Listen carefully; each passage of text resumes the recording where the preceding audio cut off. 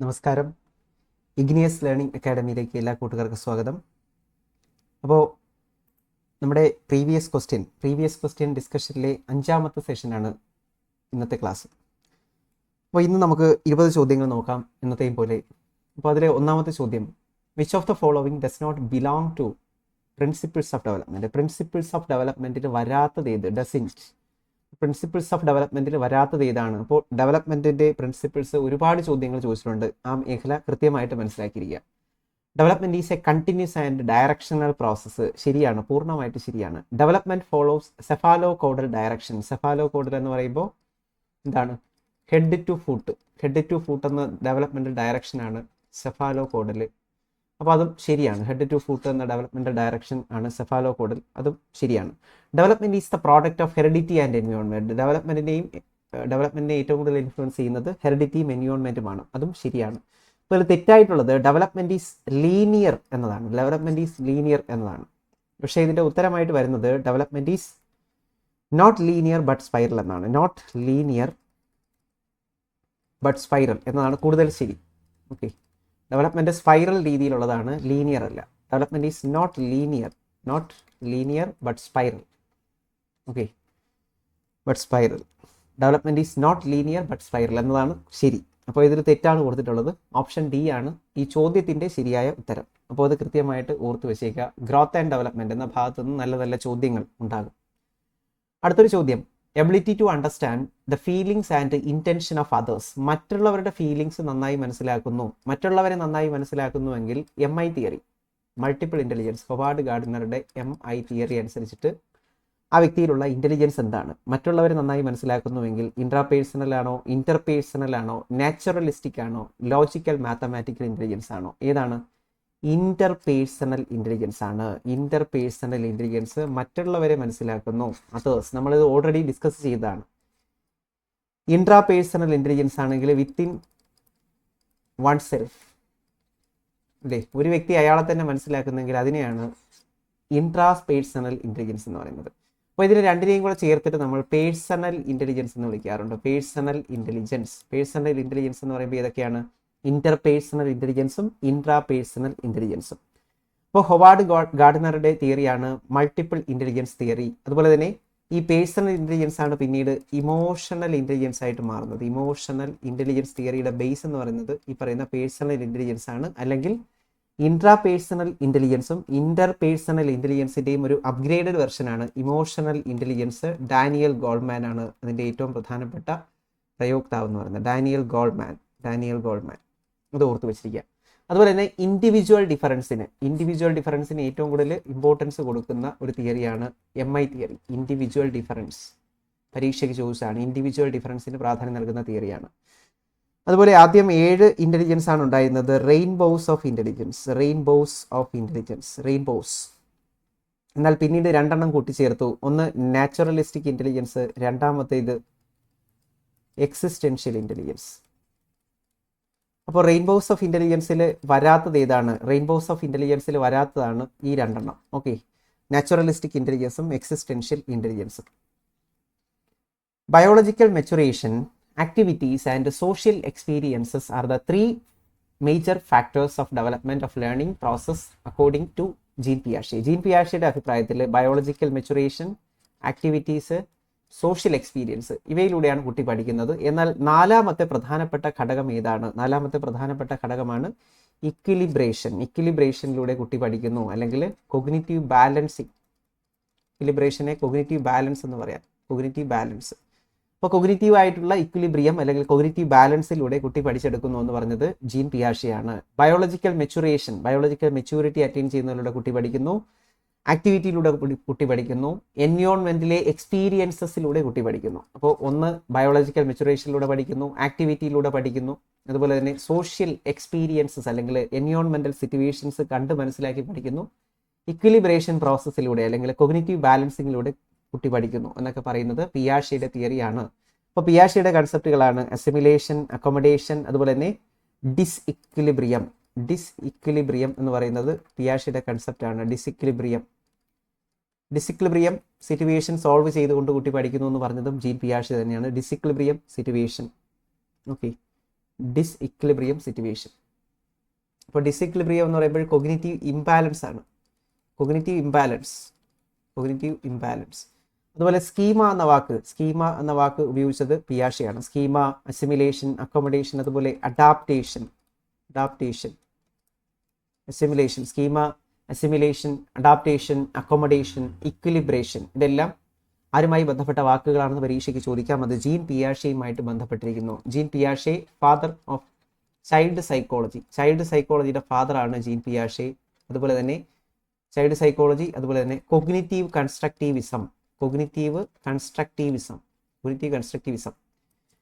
കൺസ്ട്രക്റ്റിവിസത്തിൻ്റെയും child സൈക്കോളജിയുടെയും ഫാദറാണ് Jean പിയാഷെ. ജീൻ പിയാഷെ എഴുതിയ ഒരു പുസ്തകമുണ്ട്, ലാംഗ്വേജ്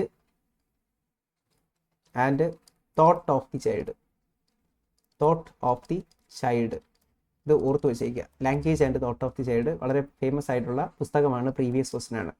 അപ്പോൾ ഇക്വിലിബ്രേഷനിലൂടെ, ബയോളജിക്കൽ മെച്ചുറേഷനിലൂടെ, ആക്ടിവിറ്റീസിലൂടെ എൻവയോൺമെന്റിനെ മനസ്സിലാക്കിക്കൊണ്ടൊക്കെ കുട്ടി പഠിക്കുന്നു എന്ന് പറഞ്ഞത് ജീൻ പിയാഷെയാണ്. പിയാഷെയുടെ തിയറിയുടെ പേരാണ് genetic epistemology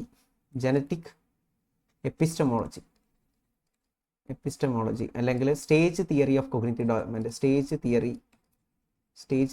of cognitive development. Stage theory of cognitive development എന്ന് പറയുന്നത് ആണ് അദ്ദേഹത്തിന്റെ theory. Learners display individual difference നമുക്കറിയാം, യുണീക്നെസ് ആണ്. ഓരോ കുട്ടികളും അതുല്യരായിട്ടുള്ള പ്രതിഭകളാണ്. ഓക്കെ, യുണീക്നെസ് ഉണ്ട്. അപ്പോൾ ടീച്ചർ എന്താണ് ചെയ്യേണ്ടത്? ടീച്ചർ ഇൻഡിവിജ്വൽ ഡിഫറൻസ് കേറ്റർ ചെയ്യേണ്ടതുണ്ട്. Providing varieties of learning experiences, വിവിധ തരത്തിലുള്ള ലേണിംഗ് എക്സ്പീരിയൻസസ് കുട്ടികൾക്ക് കൊടുക്കുകയാണ് അധ്യാപകൻ ചെയ്യേണ്ടുന്നത്. അപ്പോൾ ഇൻഡിവിജ്വൽ ഡിഫറൻസ് എന്ന് പറയുന്നത് ഒരു ഡെവലപ്മെന്റൽ പ്രിൻസിപ്പിൾ ആണെന്ന് നമ്മൾ പഠിച്ചു കഴിഞ്ഞു. ഇത് രണ്ട് തരത്തിലുണ്ട്.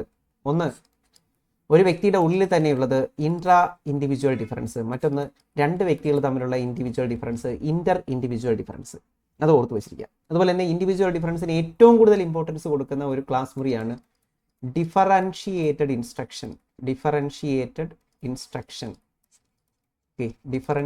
ഇൻസ്ട്രക്ഷൻ ആണ് ഇൻഡിവിജ്വൽ ഡിഫറൻസിൽ ഏറ്റവും കൂടുതൽ ഇമ്പോർട്ടൻസ് കൊടുക്കുന്നത്. അത് ഓർത്തു വെച്ചേക്കുക.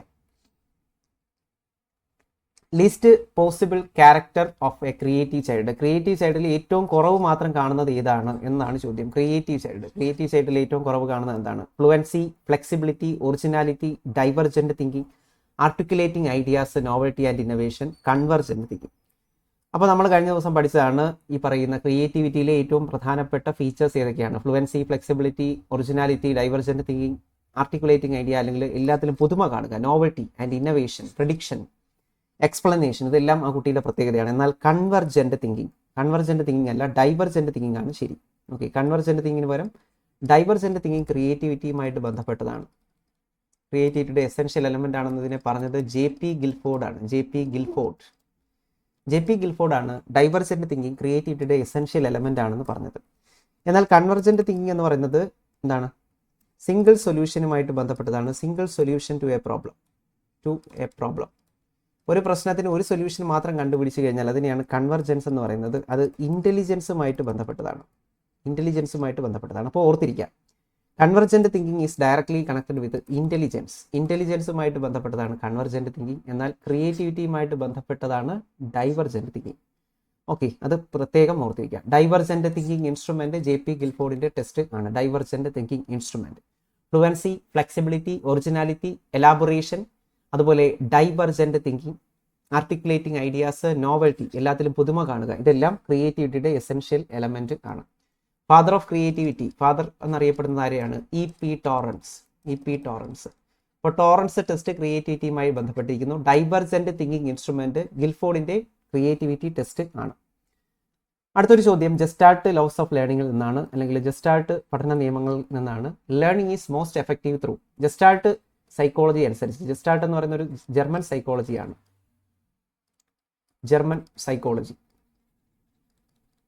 അപ്പോൾ ഇത് ഹോളിസ്റ്റിക് ആയിട്ട് കാര്യങ്ങൾ പഠിക്കണം, അല്ലെങ്കിൽ സമഗ്രമായി പഠിക്കണം എന്നാണ് പറയുന്നത്. അത് വെച്ചിട്ടാണ് നമ്മൾ ഈ ചോദ്യം നോക്കേണ്ടത്. Repeated learning by heart, learning through comprehensive outlook, learning through trial and error. അപ്പോൾ ഇതിൽ ഏതാണ് ശരി? ഹോളിസ്റ്റിക് ആയിട്ട് സമഗ്രമായി പഠിക്കുക, സമഗ്രമായി പഠിക്കുക എന്ന് പറയുന്നത് ഏതാണ്? ലേണിംഗ് ത്രൂ കോംപ്രിഹെൻസീവ് ഔട്ട്ലുക്ക്, സമഗ്രമായി പഠിക്കുക. സമഗ്രമായി പഠിക്കുക എന്ന് പറയുന്നത് ഏതാണ്? ലേണിംഗ് ത്രൂ കോംപ്രിഹെൻസീവ് ഔട്ട്ലുക്ക് എന്നതാണ് കൂടുതൽ ശരിയായ ഉത്തരം. അപ്പോൾ ജസ്റ്റാൾട്ട് സൈക്കോളജിയിൽ ചോദ്യങ്ങൾ ചോദിക്കാവുന്നതാണ്. അപ്പോൾ ഇതിൽ ലേണിംഗ് ത്രൂ കോംപ്രിഹെൻസീവ് ഔട്ട്ലുക്ക് എന്നതുകൊണ്ട് ഉദ്ദേശിക്കുന്നത് ഹോളിസ്റ്റിക് അപ്രോച്ച് തന്നെയാണ്. ഹോളിസ്റ്റിക് ആയിട്ട് പഠിക്കുക. Whole is greater than sum of its parts, അല്ലെങ്കിൽ കൺഫിഗറേഷൻ എന്നൊക്കെ പറയുന്നത് ജസ്റ്റാൾട്ട് കൺസെപ്റ്റ് ആണ്. ഇനി റിപ്പീറ്റഡ് ആയിട്ട് ലേൺ ചെയ്യണമെന്ന് പറയുന്നത് ബിഹേവിയറിസം ആണ്. ട്രയൽ ആൻഡ് എറർ തിയറി ശരിക്കും തോണ്ടേക്കിൻ്റെതാണ്. ട്രയൽ ആൻഡ് എറർ തിയറി തോണ്ടേക്കിൻ്റെതാണ്. തോണ്ടേക്ക് ഒരു ബിഹേവിയറിസ്റ്റ് ആണ്. ഓക്കെ, തോണ്ടേക്ക് ഒരു ബിഹേവിയറിസ്റ്റ് ആണെന്ന് ഓർത്തിരിക്കുക.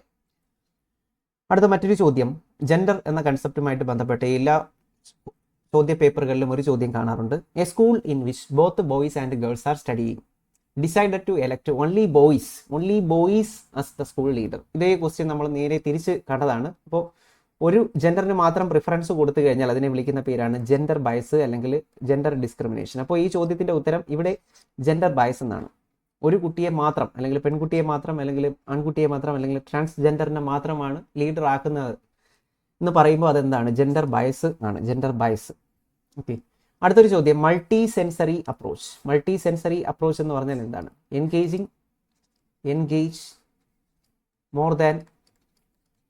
More than one sense at A time.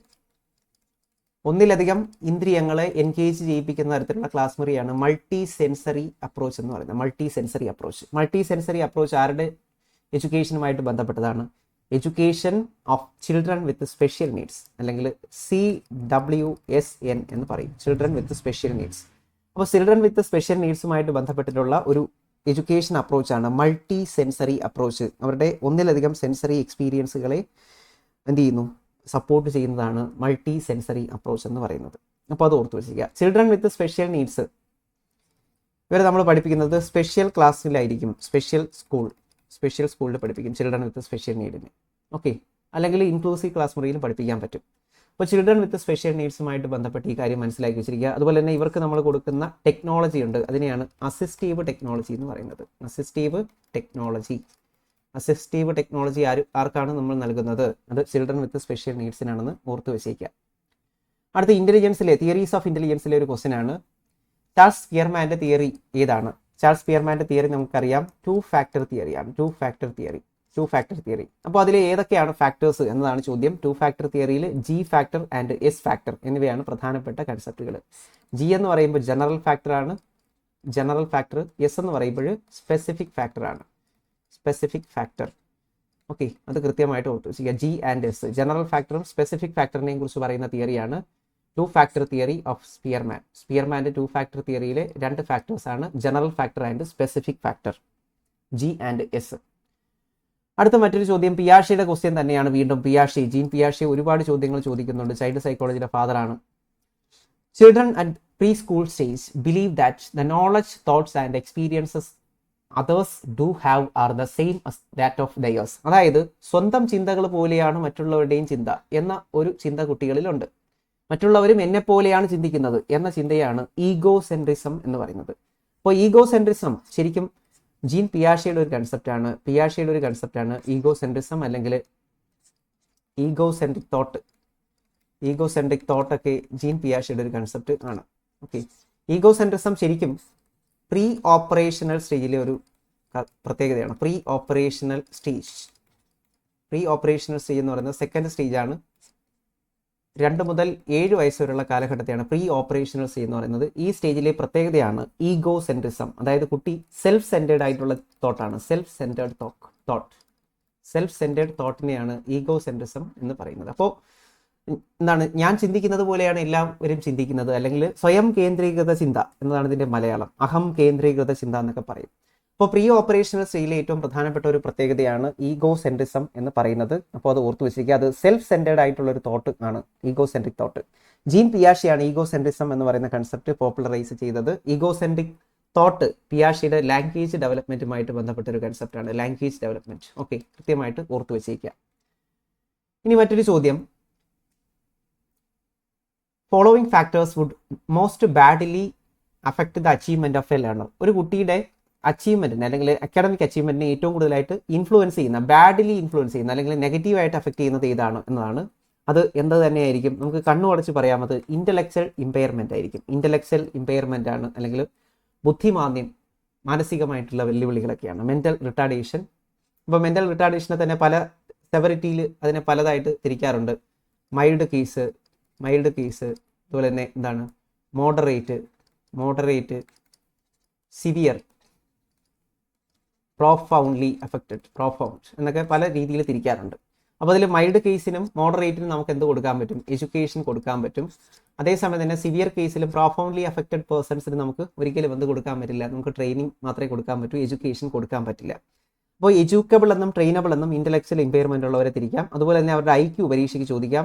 70 below 70, 70 താഴെ ഇൻ്റലിജൻസ് ഉള്ളവരെയാണ് നമ്മൾ മെൻ്റലി റിട്ടാർഡഡ് എന്ന് വിളിക്കുന്നത്. Mentally retarded or intellectually impaired എന്ന് വിളിക്കുന്നത്. ഓക്കെ, ഇൻ്റലക്ച്വലി ഇമ്പയർഡ് അല്ലെങ്കിൽ മെൻ്റൽ റിട്ടാർഡഡ് എന്ന് വിളിക്കുന്നത് 70 ബിലോയിലുള്ള കുട്ടികളെയാണ്. അപ്പോൾ ഇവരെ നമുക്ക് എക്സെപ്ഷണൽ ചൈൽഡ് എന്ന് വിളിക്കാം. എക്സെപ്ഷണൽ ചൈൽഡ് ആണ്, കാരണം ആവറേജിന് വളരെ താഴെയായിരിക്കും ഈ ഇൻ്റലക്ച്വലി ഇമ്പയർഡ് ആയിട്ടുള്ളവർ. ഇതിനകത്ത് തന്നെ പല ഗ്രൂപ്പുകൾ നമുക്ക് കാണാൻ പറ്റും. ഒന്ന് ഇഡിയറ്റ്സ് ആണ്, മറ്റൊന്ന് ഇംബസൈൽസ്, മറ്റൊന്ന് മോറോൺസ് ആണ്. ഇഡിയറ്റ്സ്, ഇംബസൈൽസ്, മോറോൺസ് എന്നൊക്കെ ടെർമാൻ്റെ ക്ലാസിഫിക്കേഷനിൽ പറയുന്നത് ശരിക്കും മെൻ്റലി റിട്ടാർഡഡ് ചിൽഡ്രനെ ആണ്. ഓക്കെ, അതിൻ്റെ ഒരു സെവറിറ്റി അനുസരിച്ചിട്ടാണ്. ഏറ്റവും ബേസ് ലെവലിലുള്ളവരെയാണ് ഇഡിയറ്റ് എന്ന് പറയുന്നത്. IQ 25 ആയിരിക്കും. ഓക്കെ, അപ്പോൾ ഇഡിയറ്റ്, ഇംബസൈൽസ്, മോറോൺസ് എന്നിവരെല്ലാം ഇൻ്റലക്ച്വലി ഡിഫക്റ്റുകൾ ഉള്ളവരാണ് എന്ന് ഓർത്തിരിക്കുക. അല്ലെങ്കിൽ ഇൻ്റലക്ച്വലി ഇമ്പയർഡ് ആണ്, മെൻ്റലി റിട്ടാർഡഡ് ആണ്. 70 ബിലോ, 70 താഴെ IQ സ്കോർ നേടുന്നവരാണ് ശരിക്കും ഇൻ്റലക്ച്വലി ഇമ്പയർഡ് എന്ന് പറയുന്നത്. അപ്പോൾ ഇൻ്റലക്ച്വൽ ഇമ്പയർമെൻ്റ് ഉണ്ടെങ്കിൽ ഉറപ്പായിട്ടും അത് ലേണിങ്ങിനെ ഒരുപാട് ഇൻഫ്ലുവൻസ് ചെയ്യും, അല്ലെങ്കിൽ ബാഡ്ലി അഫക്റ്റ് ചെയ്യാൻ സാധ്യതയുണ്ട്. അടുത്തൊരു ചോദ്യം, ഗിൽഫോർഡിൻ്റെ സ്ട്രക്ചർ ഓഫ് ഇൻ്റലക്റ്റ് മോഡൽ അല്ലെങ്കിൽ SOI model, structure of intellect model അല്ലെങ്കിൽ ഗിൽഫോർഡ് സ്ട്രക്ചർ ഓഫ് ഇൻ്റലിജൻസ് അല്ലെങ്കിൽ 3D മോഡൽ ഓഫ് ഇൻ്റലിജൻസ് എന്നൊക്കെ പല പേരുകളിൽ അറിയപ്പെടുന്നു. ആ പേരുകൾ ഒന്ന് ഓർത്ത് വെച്ചേക്കുക. SOI model, structure of intellect model, അതുപോലെ തന്നെ 3D model of intelligence. 3D model of intelligence എന്നൊക്കെ അറിയപ്പെടുന്നത് ഗിൽഫോർഡിൻ്റെ ഇൻ്റലിജൻസ് ആണ്. ഗിൽഫോർഡിൻ്റെ ഇൻ്റലിജൻസിലെ പ്രധാനപ്പെട്ട പാരാമീറ്റേഴ്സ് ഇതൊക്കെയാണ്. പാരാമീറ്റേഴ്സ് ഓഫ് ഗിൽഫോർഡ്സ് 3 പാരാമീറ്റേഴ്സിനെ കുറിച്ചാണ് ഗിൽഫോർഡ് പറയുന്നത്. Content, operations and product. Option D ആണ് ഉത്തരം. Content, operations and product. അപ്പോൾ ഗിൽഫോർഡിനെ നിങ്ങൾക്കറിയാം, മോഡേൺ ക്രിയേറ്റിവിറ്റി റിസർച്ചിൻ്റെ ഫാദറാണ് ഗിൽഫോർഡ്. അത് ഓർത്തു വെച്ചിരിക്കുക. Okay, content, operation and product എന്താണ്? 3 parameters of SOI model. Structure of ഇൻ്റലക്റ്റിൻ്റെ 3 പാരാമീറ്റേഴ്സ് ഇതൊക്കെയാണ്. കണ്ടന്റ്, ഓപ്പറേഷൻസ് ആൻഡ് പ്രോഡക്റ്റ് എന്നിവയാണ്. അത് ഓർത്തു വെച്ചിരിക്കുക. Which of the following is not a characteristics of gifted children? അത് എക്സെപ്ഷണലിൽ നിന്നാണ് വീണ്ടും ചോദ്യം ചോദിച്ചിരിക്കുന്നത്. എപ്പോഴും ചോദ്യം ചോദിക്കുന്ന ഒരു ഏരിയ ആണ്. Not a characteristics of gifted learner എന്ന് പറയുമ്പോൾ IQ എന്ന് പറയുന്നത് 130 മുകളിലായിരിക്കും. 130 മുകളിൽ IQ സ്കോർ കിട്ടുന്ന, എല്ലാത്തിലും എക്സെപ്ഷണൽ അച്ചീവ്മെൻറ്റ് നേടുന്ന കുട്ടികളെയാണ് ഗിഫ്റ്റഡ് കുട്ടികൾ എന്ന് പറയുന്നത്. അപ്പോൾ ഗിഫ്റ്റഡ് കുട്ടിയുടെ പ്രത്യേകത അല്ലാത്തത് ഇതാണ്. ഹൈ ഇൻ്റലക്ച്വൽ ലെവൽ അവർക്കുണ്ടായിരിക്കും, സ്പെഷ്യൽ ആപ്റ്റിറ്റ്യൂഡ് ഉണ്ടായിരിക്കും, സ്പെഷ്യലായിട്ടുള്ള താല്പര്യങ്ങൾ അവർക്കുണ്ടായിരിക്കും, ഡൈവർജൻ്റ് തിങ്കിങ് ഉണ്ടായിരിക്കും. എന്നാൽ അവരിൽ ഈ പറയുന്ന കൺവർജൻ്റ് തിങ്കിങ് ഉണ്ടാകില്ല. കൺവർജൻ്റ് തിങ്കിങ് അല്ല, ഡൈവർജൻ്റ്, മൾട്ടിപ്ലിസിറ്റി ഓഫ് തോട്ടാണ് ശരി. ഓക്കെ, അപ്പോൾ ഇതിൻ്റെ ശരിയായ ഉത്തരം നോട്ടാണ്. നോട്ട് എന്ന് പറയുമ്പോൾ അതിനകത്ത് കൺവർജൻ്റ് തിങ്കിങ് ഗിഫ്റ്റഡ് കുട്ടികളുമായിട്ട് ബന്ധപ്പെട്ടതല്ല, ബാക്കിയെല്ലാം വരും. ഹൈ ഇൻ്റലക്ച്വൽ ലെവലാണ്, അതുപോലെ തന്നെ സ്പെഷ്യൽ ആപ്റ്റിറ്റ്യൂഡ് ഉണ്ട്, ഡൈവർജൻ്റ് തിങ്കിങ് ഒക്കെ അവരുടെ പ്രത്യേകതകളാണ്. അടുത്ത മറ്റൊരു ചോദ്യം, most suitable method for continuous and comprehensive evaluation. ഏറ്റവും നല്ല ഇവാലുവേഷൻ രീതിയാണ് CCE, ബെസ്റ്റ് ഇവാലുവേഷൻ ആണ് കണ്ടിന്യൂസ് ആൻഡ് കോംപ്രിഹെൻസീവ് ഇവാലുവേഷൻ എന്ന് പറയുന്നത്. ഓക്കെ, ബെസ്റ്റ് ഇവാലുവേഷൻ ആണ് continuous and comprehensive evaluation, CCE. അപ്പോൾ CCE അനുസരിച്ച് ഏറ്റവും നല്ല ഇവാലുവേഷൻ എന്ന് പറയുന്നത് ഏതാണ്? സ്കൂൾ ബേസ്ഡ് അസസ്മെൻ്റ് ആണ് കണ്ടിന്യൂസ് ആൻഡ് കോംപ്രിഹെൻസീവ് ഇവാലുവേഷനിൽ ഏറ്റവും നല്ലത്. മറ്റൊരു ചോദ്യം, which of the following methods of teaching is not suitable for promoting critical thinking promote ചെയ്യാത്തത് എന്നതാണ് ചോദ്യം. Discussion, dialogue, lecture method, brainstorming. അപ്പോൾ നിങ്ങൾക്ക് കണ്ണു അടച്ച് പറയാം, lecture method highly teacher centric മെത്തേഡാണ്. അതുപോലെ തന്നെ മൊണോട്ടോണസ് മെത്തേഡാണ്. അതുപോലെ തന്നെ ഔട്ട്ഡേറ്റഡ് മെത്തേഡാണ്. ഔട്ട്ഡേറ്റഡ് ആണ് എന്നാണ് NCF 2005 പറയുന്നത്. 2005 അനുസരിച്ചിട്ട് ലെക്ചർ മെത്തേഡ് ഔട്ട്ഡേറ്റഡ് മെത്തേഡ് ആണ്. അതുപോലെ തന്നെ ഇക്കണോമിക്കലാണ്. അതിൻ്റെ ഒരു ഗുണമാണ് ഇക്കണോമിക്കലാണ്, അതായത് സാമ്പത്തിക ലാഭമുണ്ട്, സമയലാഭം ഉണ്ട്. അതുപോലെ തന്നെ മറ്റൊരു ഗുണമാണ് suitable for higher classes. Higher ക്ലാസ്സസിൽ നമുക്ക് ഈ പറയുന്ന ലെക്ചർ മെത്തേഡ് ഉപയോഗിക്കാൻ പറ്റും. ഓക്കെ, കണ്ടന്റ് കവറേജ് വളരെ ഈസിയാണ്, കണ്ടന്റ് വളരെ പെട്ടെന്ന് കവർ ചെയ്യാൻ പറ്റും. അപ്പോൾ അങ്ങനെയൊക്കെ ആണെങ്കിലും ലെക്ചർ മെത്തേഡ് ഒരു ഔട്ട്ഡേറ്റഡ് മെത്തേഡ് തന്നെയാണ്, ഒരു ടീച്ചർ സെൻട്രിക് മെത്തേഡാണ്. ഓക്കെ, ടീച്ചർ സെൻട്രിക് മെത്തേഡാണ്. കണ്ടന്റ് കവറേജ് വളരെ കൂടുതലാണ്, അതൊരു അഡ്വാൻറ്റേജ് ആണ്. ഹയർ ക്ലാസ്സിൽ നമുക്ക് ഉപയോഗിക്കാൻ പറ്റും. ഇക്കണോമിക്കലാണ്, ഇതൊക്കെ അഡ്വാൻറ്റേജ് ആണ്. എന്നാൽ ഒരുപാട് ഡിഫക്റ്റുകൾ ഇതിനുണ്ട്. മൊണോട്ടോണസ് ആണ്, ഔട്ട്ഡേറ്റഡ് മെത്തേഡ് എന്നാണ് NCF 2005 ലെക്ചർ മെത്തേഡിന് പറയുന്നത്. ഓക്കെ, അപ്പോൾ ലെക്ചർ മെത്തേഡ് ക്രിട്ടിക്കൽ തിങ്കിങ്ങിനുള്ള ഒരു പോസിബിലിറ്റി ഒക്കെ വളരെ കുറവാണ്. Learners are passive in lecture method. Learners passive ആയിരിക്കും, പക്ഷെ നമ്മുടെ മോഡേൺ ക്ലാസ് മുറിയിൽ ലേണേഴ്സ് ആക്റ്റീവ് ആകേണ്ടതുണ്ട്. ഓക്കെ, അപ്പോൾ ലെക്ചർ മെത്തേഡ് ഔട്ട്ഡേറ്റഡ് മെത്തേഡ് ആണ്. The determining factor for learning readiness. Learning റെഡിനെസ്സിന് ഏറ്റവും പ്രധാനപ്പെട്ട ഫാക്ടർ എന്താണ്? മെച്ചുറേഷൻ ആണ്. മെച്ചുറേഷൻ നമ്മൾ പഠിച്ചതാണ് കഴിഞ്ഞ ക്ലാസ്സുകളിൽ. Maturation is a precondition for learning. Learning നടക്കണമെങ്കിൽ എന്ത് വേണം? ലേണിംഗ് നടക്കണമെങ്കിൽ മെച്ചുറേഷൻ ആവശ്യമുണ്ട്. Maturation is a precondition for learning. Okay, maturation is a precondition for learning. അത് ഓർത്ത് വെച്ചേക്കുക. അടുത്തൊരു ചോദ്യം, which act ensures reservation in jobs or education for the differently abled persons? Differently abled ആയിട്ടുള്ളവർക്ക് ജോബിൽ reservation കൊടുക്കുന്ന act ഏതാണ്? അത് PWD ആക്ട് ആണ്, അല്ലെങ്കിൽ persons with disabilities act. PWDയുടെ full form പരീക്ഷയ്ക്ക് ചോദിക്കും. Persons with disabilities act. Persons with disabilities act വന്നത് 1995ലാണ് PWD ആക്ട് വരുന്നത്. എന്നാൽ PWD ആക്ട് തന്നെ പിന്നീട് റിവൈസ് ചെയ്യുന്നുണ്ട് 2016 RPWD act. Rights of persons with disabilities act 2016 previous ആണ്, നോക്കി വെച്ചേക്കുക. അപ്പോൾ PWD persons with disabilities act 1995 rights of persons with disabilities act 2016, അത് ഓർത്തു വെച്ചിരിക്കുക. RTE act, right to education act ഒരു ഫണ്ടമെന്റൽ റൈറ്റ് ആണ്. അത് നിലവിൽ വരുന്നത് ആർട്ടിക്കിൾ 21A അനുസരിച്ചിട്ട് 2009 പാർലമെന്റ് പാസ്സാക്കിയത്. നിലവിൽ വന്നത് 2010 ഏപ്രിൽ 1. ഓക്കെ, ഓർത്ത് വെച്ചിരിക്കുക. അപ്പോൾ RTE ആക്ട് ഓർത്ത് വെച്ചിരിക്കുക, ഏറ്റവും പ്രധാനപ്പെട്ട ഒരു നിയമം തന്നെയാണ്. 6 മുതൽ 14 വയസ്സ് വരെയുള്ളവർക്ക് free and compulsory education. 6 to 14 years പരീക്ഷയ്ക്ക് ഇതെല്ലാം ചോദിച്ചതാണ്. 86th അമെൻമെന്റ് ആണ്. 86th അമെൻമെന്റിലാണ് ഈ പറയുന്ന RTE act, right to education act കൂട്ടിച്ചേർക്കുന്നത്. കൺസെപ്റ്റ് ഓഫ് ഇമോഷണൽ ഇന്റലിജൻസിനെ കുറിച്ച് ഒരു ചോദ്യം ചോദിച്ചിട്ടുണ്ട്. അത് എന്താണ് എന്നാണ് ചോദ്യം. ഇമോഷണൽ ഇന്റലിജൻസ് എന്ന് പറഞ്ഞാൽ ഇമോഷണൽ കോമ്പിറ്റൻസിയാണ്, എമ്പതിയാണ് അതിൻ്റെ ഏറ്റവും പ്രധാനപ്പെട്ട സ്കില്ല്. ഓക്കെ, അടുത്തൊരു ചോദ്യം, not included in the hierarchy of learning Gagne's hierarchy of ലേണിംഗിൽ വരാത്തത് ഏത്? Not, chaining, problem solving, concept learning, non verbal learning. ഇതിൽ വരാത്തത് ഏതാണ്? ഇതിൽ വരാത്തത്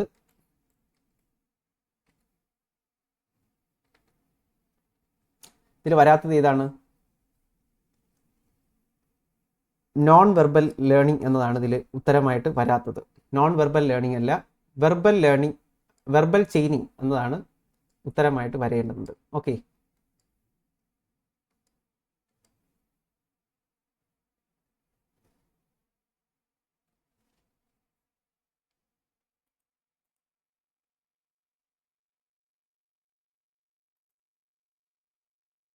അപ്പോൾ ഇത് കൃത്യമായിട്ട് ഓർത്തിരിക്കുക. നോൺ വെർബൽ ലേണിംഗ് ആണ് വരാത്തത്. ഇതാണ് വെർബൽ ചെയിനിങ് എന്നതാണ് ശരി. ചെയിനിങ് ആൻഡ് വെർബൽ ചെയിൻ അല്ലെങ്കിൽ വെർബൽ അസോസിയേഷൻ ഒക്കെ അതിനകത്ത് വരും. ചെയിനിങ് ഉണ്ട്, പ്രോബ്ലം സോൾവിങ് ഉണ്ട്, കൺസെപ്റ്റ് ലേണിംഗ് ഒക്കെ ഉണ്ട്. അതുപോലെ തന്നെ പ്രിൻസിപ്പിൾ ലേണിംഗ് ഒക്കെ ഉണ്ട്. അപ്പോൾ ഏറ്റവും ബേസിക് ലെവലിലുള്ള ലേണിംഗ് നമ്മൾ പഠിച്ചു, സിഗ്നൽ ലേണിംഗ് ആണ്. ഏറ്റവും ഹയർ ലെവൽ, ഏറ്റവും ബേസിക് എന്ന് പറയുന്നത് സിഗ്നൽ ലേണിംഗ് ആണ്. ഏറ്റവും ഹയർ ലെവലിൽ എന്ന് പറയുന്ന പ്രോബ്ലം സോൾവിംഗ് ആണ്. പ്രോബ്ലം സോൾവിംഗ് ലേണിംഗ് ആണ് ഏറ്റവും ഹയർ ലെവലിൽ വരുന്നത്. ഓക്കെ, ഇത് ഓർത്തു വെച്ചിരിക്കുക. കോംപ്ലക്സിറ്റിയുടെ അടിസ്ഥാനത്തിലാണ് 8 ലേണിംഗ് ടൈപ്പുകളെയാണ്, ലേണിങ്ങിനെയാണ് അദ്ദേഹം കോംപ്ലക്സിറ്റിയുടെ അടിസ്ഥാനത്തിൽ ഓൺ ദ ബേസിസ് ഓഫ് കോംപ്ലക്സിറ്റിയുടെ അടിസ്ഥാനത്തിൽ അറേഞ്ച് ചെയ്തിട്ടുള്ളത്. ഓക്കെ, 8 പ്രധാനപ്പെട്ട ലേണിംഗ് ടൈപ്പുകളെ അറേഞ്ച് ചെയ്തിട്ടുണ്ട് ഗാഗ്നേസ് ഹയറാർക്കിയിൽ. അപ്പോൾ അതിനകത്ത് വരുന്നതാണ് chaining, problem solving, concept learning. എന്നാൽ നോൺ വെർബൽ ലേണിംഗ് എന്ന് പറയുന്ന ഒരു ടൈപ്പിനെ കുറിച്ച് ഗാഗ്നെ പറയുന്നില്ല. ഗാഗ്നേസ് ഹയറാർക്കി ഓഫ് ലേണിംഗ്, അതുപോലെ തന്നെ 9 ഇവൻറ്റ്സ് ഓഫ് ഇൻസ്ട്രക്ഷൻ ആരുടെ കൺസെപ്റ്റ് ആണ്? ഇൻസ്ട്രക്ഷൻ, ഗാഗ്നയുടെ കൺസെപ്റ്റ് ആണ്. അതുപോലെ തന്നെ കണ്ടീഷൻസ് ഓഫ് ലേണിംഗ് എന്ന പുസ്തകം 1965 എഴുതിയത് ഗാഗ്നെയാണ്, റോബർട്ട് മിൽസ് ഗാഗ്നെ ആണ്. ഓർത്തു വെച്ചേക്കുക. അടുത്തൊരു ചോദ്യം വളരെ സിമ്പിൾ ആയിട്ടുള്ള ചോദ്യമാണ്. Pattern of language development in A child. ഒരു കുട്ടിയിലെ ലാംഗ്വേജ് ഡെവലപ്മെന്റ് പാറ്റേൺ എന്താണ്? അത് നമുക്ക് അറിയാവുന്നതാണ്. അതിന്റെ പാറ്റേൺ എന്താണ്? LSRW എന്ന് നമ്മൾ കൊച്ചു ക്ലാസ്സിൽ പഠിച്ചിട്ടുണ്ട്. LSRW, listening, speaking, reading and writing. LSRW, listening, speaking, reading and writing. അപ്പോൾ കേട്ടിട്ട് പരീക്ഷകളിൽ സ്ഥിരമായി ചോദിക്കുന്ന അല്ലെങ്കിൽ ചോദിച്ചുകൊണ്ടിരിക്കുന്ന 20 ചോദ്യങ്ങളും അവയുടെ അനുബന്ധ വിവരങ്ങളുമാണ് നമ്മൾ ഈ വീഡിയോയിൽ ഡിസ്കസ് ചെയ്തത്. ക്ലാസ്സുകൾ ഇഷ്ടമായിട്ടുണ്ടെങ്കിൽ നിങ്ങൾ ലൈക്ക് ചെയ്യുക, ഷെയർ ചെയ്യുക, സബ്സ്ക്രൈബ് ചെയ്യുക, നിങ്ങളുടെ കൂട്ടുകാർക്ക് അയച്ചു കൊടുക്കുക. കൂടുതൽ ഡീറ്റെയിൽസിന് വേണ്ടിയിട്ടും നോട്ട്സിന് വേണ്ടിയിട്ടും നമ്മുടെ ടെലിഗ്രാം